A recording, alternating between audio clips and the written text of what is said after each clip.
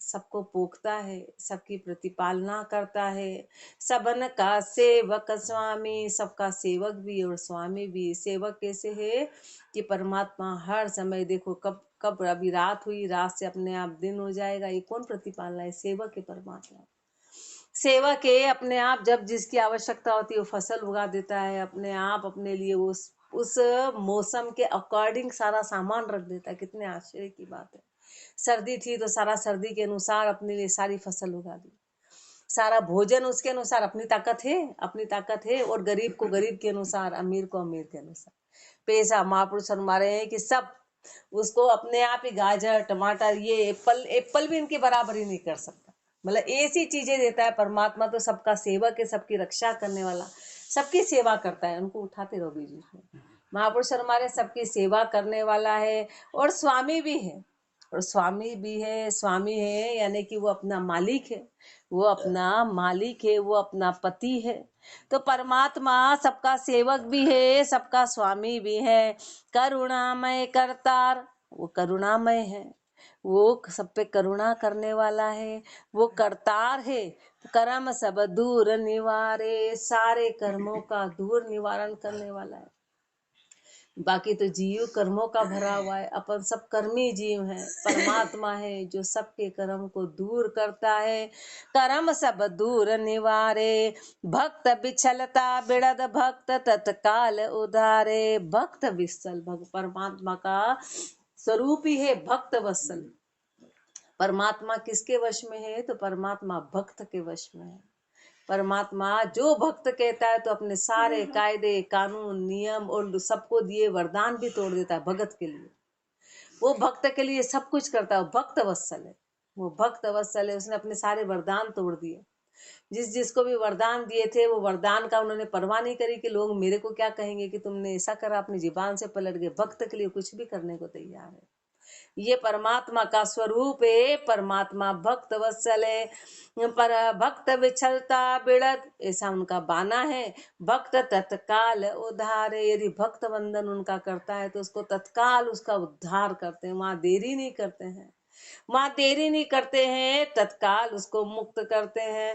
राम चरण वंदन करे, सब ईशन के ईश।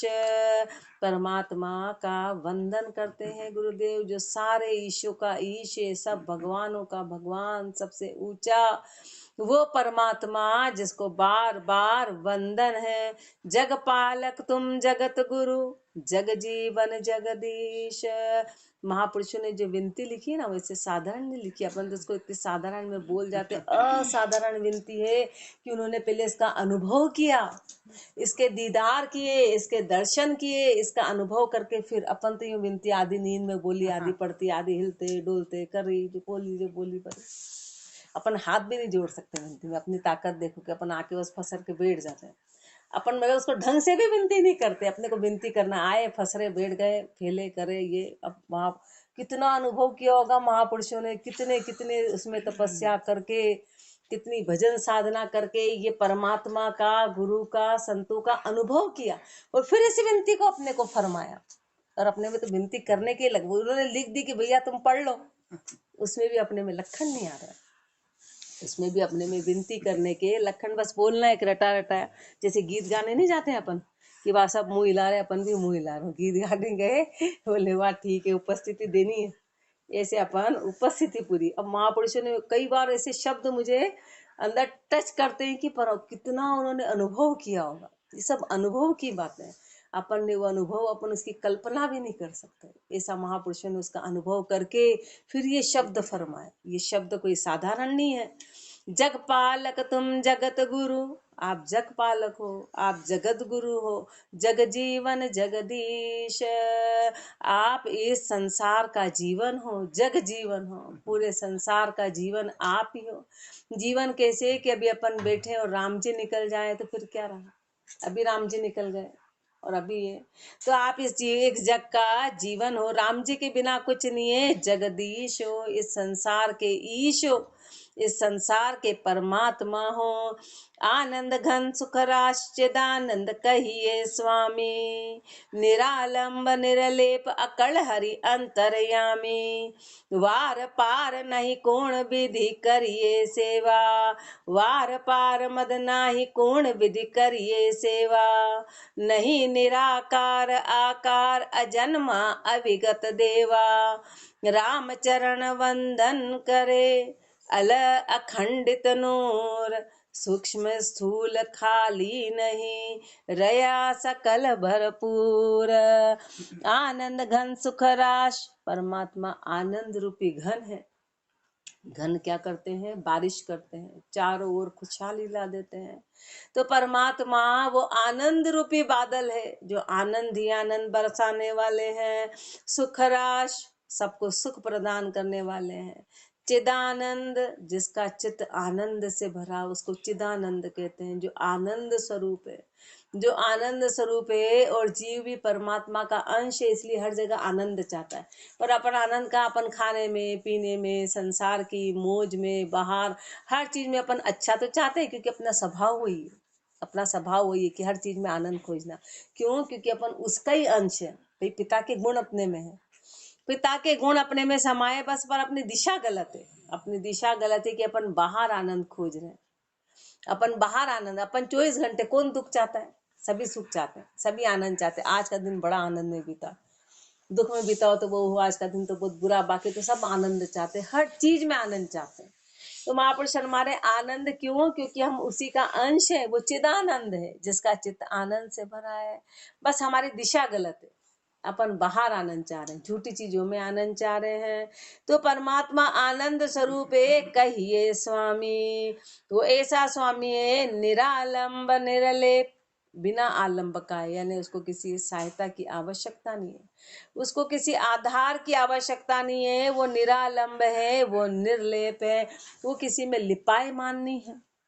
अभी अपने से राम जी निकल जाए, आज तक विज्ञान नहीं पकड़ पाया कि निकलता कौन है, आज तक नहीं पकड़ पाया। यदि वो थोड़ा भी लिपायमान होता तो उसमें कहीं कुछ तो नजर आता, वो लिपायमान नहीं है।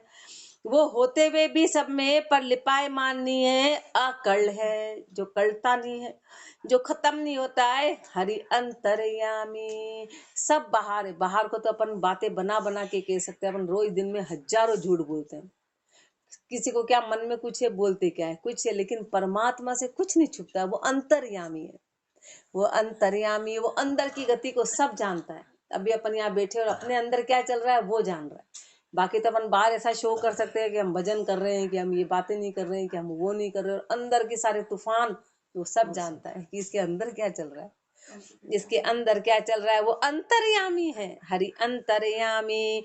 वार पार मद नाही कोण विधि करिए सेवा, जिसका वार पार है ही नहीं, न तो उसका कोई वार पार है, न मध्य है।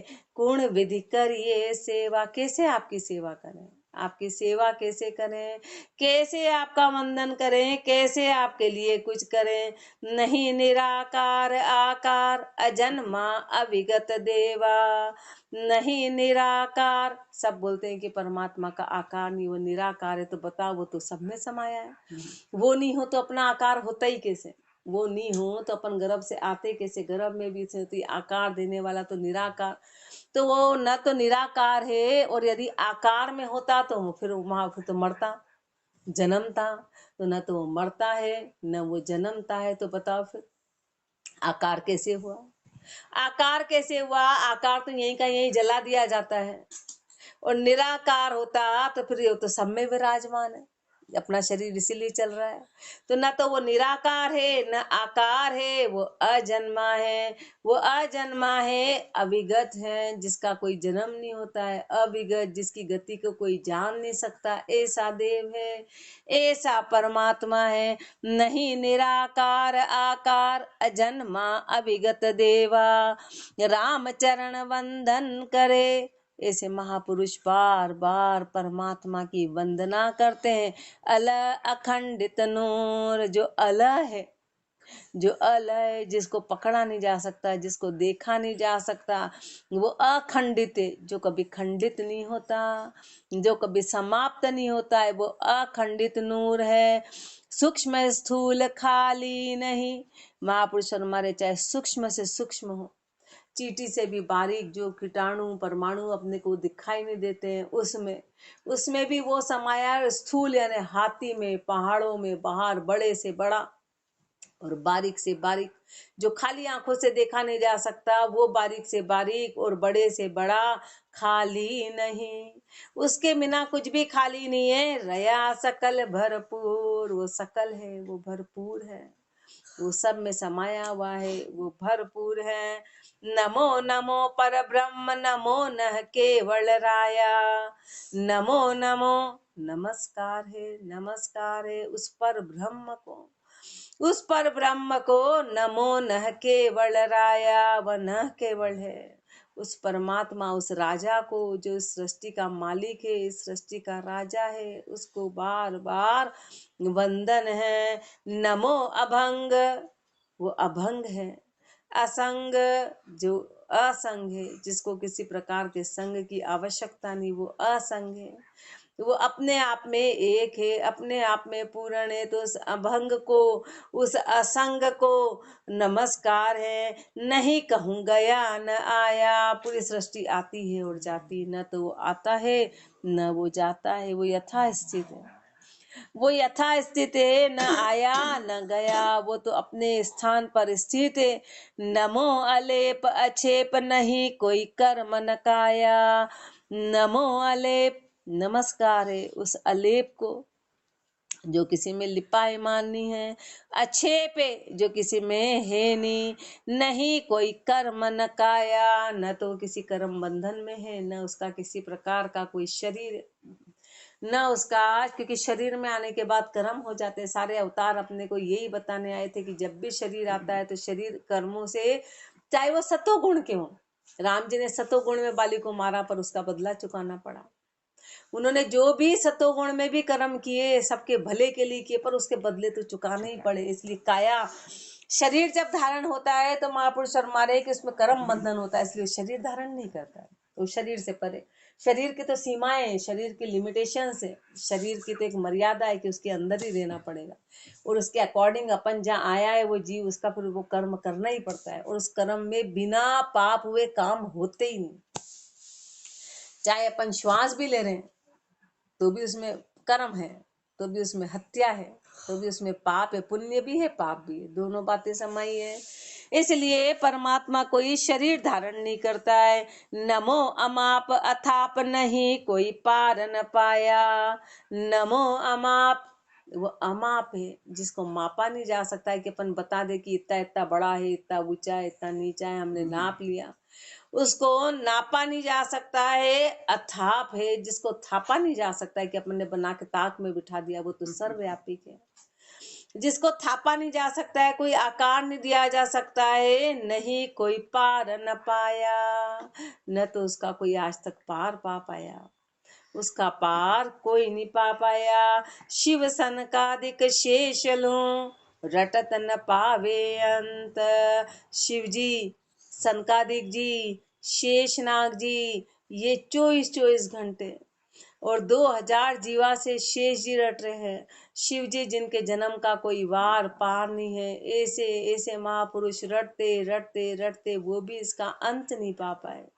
और अपन अंत पे तुलें कि कब भजन पूरा होए, कब भजन पूरा होए, इसका तो कोई अंत ही नहीं है। भजन ऐसा भोजन का तो नहीं सोचते कि कब भोजन पूरा होएगा रे, कब भोजन से छुटकारा, ऐसा आज तक कभी किसी ने नहीं सोचा कि भोजन पूरा हो जाए। हो गई उम्र 80 साल के, भोजन पूरा हो जाए, बोले नहीं मरेंगे जब तक। तो फिर भजन के बारे में ऐसा नहीं सोचते कि भजन तो रोज की क्रिया है, करना ही है। हाँ, बस भजन पूरा हो जाए तो अपना काम निपटे, इसको अपन ने काम समझ रखा है, तो उसको पूरा करने में लगे कि बस कैसे भी करके पूरा, भोजन को पूरा करने में नहीं लगे। सुबह की शाम, शाम की सुबह, सुबह की शाम, जब तक जिएंगे जब तक उसके बारे में और नई नई रुचि से सोचेंगे कि आज कुछ नया खाएं, कुछ नया बनाए, कुछ नया। पर भजन के बारे में ऐसा नहीं सोचते। भजन तो बस होए, खत्म होए, कब पूरा होएगा, कब पूरा होएगा, कब ठेठ पूछेंगे, कब पूरा होएगा। ठेठ किसको पूछते, आपस में भाई पति पत्नी का संबंध हो गया, अब उसमें ठेठ पूछना क्या हुआ। जब तक मरेंगे जिएंगे जब तक साथ है, नहीं, जब तक जिएंगे, जब तक साथ के साथ में। अब उसमें ठेठ पहुंचने का कौन भाई, संबंध बन गए ना, बस मैटर खत्म। अब ठेठ क्यों पहुंचना है कि हमको खत्म करना है, क्योंकि हमारे लिए काम है। ये एक अलग से बहुत बड़ी बाधा है जीने के लिए।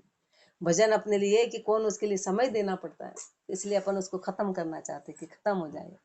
अपनी बुद्धि ऐसी है, इसलिए महापुरुष और मारे हैं कि अरे इसका तो कोई अंत ही नहीं है, इसका कोई वो महापुरुष नहीं पा पाए और अपन अंत पाना चाहते हैं। राम चरण वंदन करे, नमो निरंजन कंत।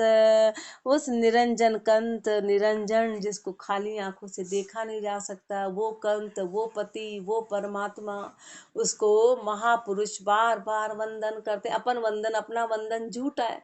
क्यों? क्योंकि अपनी लहरें, अपने तंतु वहां तक उस बात को अनुभव नहीं कर पाते हैं। उस बात को अपन बोल तो देते हम वंदन करते, तो हमारा ऊपरी वंदन है, हृदय वाला वंदन अभी नहीं है। हृदय से तो तब आएगा कि तब इतना भजन करेंगे तो उस चीज को अपन महसूस कर पाएंगे, बाकी नहीं कर पाएंगे। वो महसूस तब होगा, तब वो अपने रोम से निकलेगा। ये महापुरुषों के रोम रोम से ये वंदन निकला। राम चरण वंदन करे, नमो निरंजन कंत। कृपा राम कलि अवतरे, जीवन परम दर्शन लहे। अब गुरु की महिमा कर रहे हैं, संत को नमस्कार किया और परमात्मा की वंदना करी। अब गुरु का है कि श्री महाराज के गुरु कृपा राम जी महाराज, तो उनको महापुरुष वंदन करते हैं।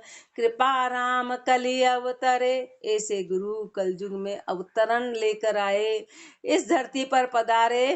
जीवन परम दर्शन लहे, इस जीवन का उस परम दर्शन को दर्शाने के लिए, इस जीवन के दर्शन, उस तत्व को फरमाने के लिए यहाँ पर अवतार धारण करके आए।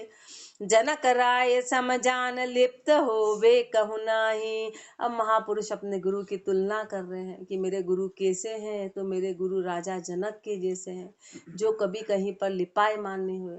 वेद व्यास जी जब चतुर्मास करने राजा जनक के राज्य में गए, तो वहां बहुत सारे ऋषि भी पधारे। वेद व्यास जी सारा जो वर्णन करते थे वो राजा जनक को सामने लेके करते थे, तो उन ऋषियों में बड़ी ईर्ष्या हुई कि ये तो गृहस्थी हैं, ये राजा हैं और सारी बातें इन्हीं इन्हीं को करते हैं। हम इतने हमारे पास कोई नहीं, हमने राज्य छोड़ रखा, गृहस्थी छोड़ रखी, और ये हमारे को तो महत्व ही नहीं देते, तो राजा जनक को महत्व देते हैं। ये बात वेद व्यास जी ने उनके मन की जान ली। उन्होंने अपनी इच्छा शक्ति से चारों ओर अग्नि प्रकट कर दी। अग्नि प्रकट कर दी, उसमें राजा जनक की सारी तो जितने घोड़े की अश्वशाला, हाथी का, उनका राज्य का और जितना जो खजाना सब जलने लग गया। उधर जितने भी ऋषि थे उन सब का, उनके पास तो कोपिन थी और सारे सामान थे, वो भी जलने लग गए। जैसे जलने लगे, बार बार राजा जनक के पास उनके सैनिक आने लगे कि जल रहा है, तो राजा जनक ने कहा जलने दो, उन्होंने ध्यान नहीं दिया। और जैसे ऋषियों को पता चला, सब दौड़े अपनी कोपिन बचाने के लिए, बर्तन बचाने के लिए, सब दौड़ पड़े। जब फिर वेद व्यास जी ने वापस से उस अग्नि को जैसे ही समेटा, तो राजा जनक को कहा कि तुम जलाने क्यों नहीं, तुम बचाने क्यों नहीं जा रहे? बोले मेरा क्या जला है, पूरी सृष्टि मेरा विभव है, जल भी रहा है तो मेरा थोड़ी ना है वो। मेरा ज्ञान यदि आपसे चला गया तो एक क्षण मेरा बर्बाद हो जाएगा। तो सब ऋषि मुनियों को फिर बताया, तब उन्होंने माना कि ये यहाँ होते हुए भी लिपायमान नहीं और तुम एक कोपिन भी बचाने गए, कि तुम्हारे पास चाहे दो दो कॉपी हो तो तुम उसको बचाने के लिए दौड़ गए। बर्तन को, दो दो बर्तन थे, उसको बचाने के लिए दौड़ गए कि हमारा झोपड़ा जल रहा है, कि हमारा सामान चल रहा है। ये अंतर था राजा जनक में। वेद व्यास जी ने वहां पर प्रत्यक्ष उनको प्रमाण दिया कि ये होते हुए भी इसमें लिपायमान नहीं, और तुम नहीं होते हुए भी लिपायमान हो। नहीं होते हुए भी दो बर्तन है, वो स्थिति अपनी है। राजा जनक जैसा अपने होता तो अपन तो किसी को गाड़ते नहीं, कौन तो तू परमात्मा ने, कौन मैं, कौन याद करे, हमारे काम ही इतने हैं, काम इतने। दो जनों में तो अपन गिनाते कि हमारे तो घर के इतने काम है, तो सोचो राज्य होता तो अपन क्या करते। पर वो ऐसे महापुरुष, इसलिए तुलना करी है उन्होंने अपने गुरु की कि राजा जनक, जनक राय समझान लिप्त हो वे कहु नाई। ऐसे राजा जनक जैसे मेरे गुरु हैं, जो कहीं पर भी लिपायमान नहीं है। ध्रुव राजत बैकुंठ, मेरे गुरु कैसे हैं, जो ध्रुव की जैसे हैं, जो वैकुंठ में विराजमान है, जिसकी सूर्य चंद्रमा सारे ग्रह सारे नक्षत्र उनकी परिक्रमा करते हैं। ऐसा परमात्मा ने उनको वरदान दिया, ऐसा वरदान दिया। तो मेरे गुरु ऐसे सारे संतों के बीच में विराजमान है। यूं ही सब संतन माहे, ध्रुव तारा पूरे आकाश में एक अलग ही दिखाई देता है। ऐसे मेरे गुरुदेव हैं, जो सारे संतों में अपनी एक अलग ही चमक लिए हुए हैं, अपना एक स्थान उनका पक्का। ऐसे गुरु की महिमा कर रहे हैं। परमारथ परवीण सम पीपा परमाणु, पीपा जी जैसे। पीपा जी पहले बहुत बड़े राजा हुए अपने इधर झालावाड़ कोटा के इधर, लेकिन फिर उनको जब ऐसा पता चला कि उनका समय आने वाला है तो उन्होंने गुरु बनाया रामानंद जी को। एक समय ऐसा आया कि वो राज्य छोड़ के चले गए, राज्य छोड़ के किसी और को संभलवा के जब उन्होंने राज्य छोड़ दिया तो 20 रानियां थी, 20 रानी में से एक रानी उनके साथ चली। 19 ने उनको रुकवाने का प्रयास किया। उस समय उन्होंने पंडितों को 1000-1000 रुपए दिए। 19 रानियों ने 19,000 यानी कि आज के 19 करोड़, उस समय के 1000। पर वो पीपा जी रुके नहीं, पीपा जी वहां पर रुके ही नहीं। और वो रानी के साथ वो अपने वो जो साथ में गई ना, हाँ सीता नाम था, वो उनके साथ चल दी, वो उनके साथ में चल दी। और वो स्थिति आई कि एक बार उसको कपड़े भी बेचने पड़ गए संतों की सेवा के लिए, और पूरी नगन होके बैठ गई कि मेरे कपड़े बेच के जो संतों के लिए ला सकते हो। तब अंदर वो गए, बोले ये आप तुम साथ में भोजन नहीं कर रहे हो, कपड़े कहाँ गए? बोले वो बेच के हम सामान लिया। ऐसे एक बार उनको वेश्या के बाजार में भी जाना पड़ा तो पीपा जी चले गए कि ठीक है शरीर भी बिकेगा तो कोई बात नहीं, पर हम संतों की सेवा करें। और उनका तो तेज इतना था कि जो भी भिखारी उनके पास आता उसका विकार ही खत्म हो जाता था। सीता जी को जो भी देखता उनके सुंदर स्वरूप को तो उसका विकार खत्म हो जाता था, विकार ही खत्म हो जाता था। फिर परमात्मा ने ऐसी कोई करी कि उनके पास इतनी मोहरें आ गई थी तो चोरों की, लेकिन उनके पास आ गई। और पीपा जी ने उससे फिर संतों की सेवा करी। ऐसे पीपा जी, ऐसे पीपा जी थे। तो महापुरुष हमारे ऐसे पीपा जी के लिए परमारथ परवीण सम पीपा परमाणु, ऐसे परमारथ में करने वाले कि जिन्होंने अपनी कोई परवाह नहीं करी, अपने शरीरों की कोई परवाह नहीं करी, ऐसे मेरे गुरुदेव है जो परमारथ में पीपा जी के जैसे हैं, पीपा जी के जैसे। हरि गाथा अमरीश राम के प्रिय जानू। और हरि गाथा में अमरीश, राजा अमरीश के जैसे कि राजा अमरीश ने ऐसा भजन किया कि दुर्वासा ऋषि पे जो भाला दुर्वासा ऋषि ने जो फेंका वही चक्र उल्टा उन पे चल गया, कि उनकी शरण में दुर्वासा को उनकी शरण में जाना पड़ा। परमात्मा ने कहा कि मैं नहीं बचा सकता हूँ, वही बचाएंगे। ऐसे राजा अमरीश हुए हैं। हरिगाथा अमरीश राम के प्रिय जानू। हरिगाथा में राजा अमरीश के जैसे आप राम जी के अत्यंत प्रिय हैं। गुरु की महिमा कर रहे हैं, गुरु की महिमा कर रहे हैं कि आप राजा जनक के जैसे हैं, राजा ध्रुव के जैसे हैं, पीपा जी के जैसे परमार्थी हैं, और अमरीश के जैसे राम के प्रिय हैं। राम चरण वंदन करे, माया मज अलिप्त रहे। राम चरण वंदन करे, महापुरुष ऐसे गुरु की वंदना करते हैं। माया मज, इस माया के मध्य में अलिप्त रहे। आप अलिप्त होते हुए भी आप शरीर के परे रहे, शरीर में होते हुए भी आप शरीर से परे रहे, संसार में होते हुए भी आप संसार से परे रहे। कृपा राम कलि अवतरे, ऐसे गुरुदेव, ऐसे ऐसे गुरुदेव इस कलयुग में अवतार धारण करके पधारे। जीवन परम दर्शन लहे, इस जीवन के उस परम दर्शन को दर्शाने के लिए, उस तत्व ज्ञान को दर्शाने के लिए आपने यहाँ पर अवतार धारण किया। ऐसे महापुरुषों ने परमात्मा की, गुरु की और संतों की, ये त्रिधा स्तुति कहलाती है, ये त्रिधा स्तुति है। तीनों की स्तुति, तीनों का वर्णन अनुभव करके अपने को फरमाया, आगे और फरमाएंगे। राम राम जी राम महाराज राम राम हाँ राम।